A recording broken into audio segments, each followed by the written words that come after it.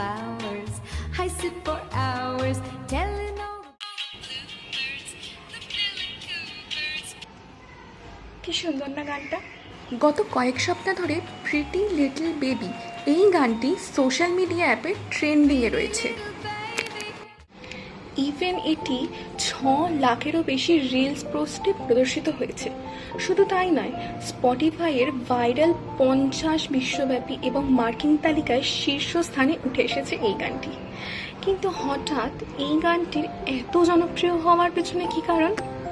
তবে আসুন, আপনারাও যদি জানতে চান, আজকে আমরা কথা বলি প্রিটি লিটল বেবি এই গানটির সম্পর্কে।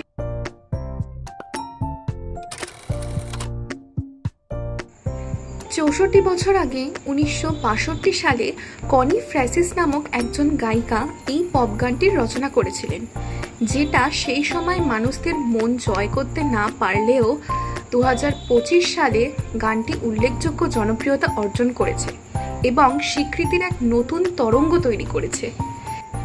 এটি একটি সুন্দর ভালোবাসার গান, যেখানে বক্তা তার প্রেমিককে প্রিটি লিটল বেবি হিসাবে সম্বোধন করেছেন এবং তাকে উদ্দেশ্য করে নানান প্রশংসায় তাকে ভরিয়ে দিয়েছেন।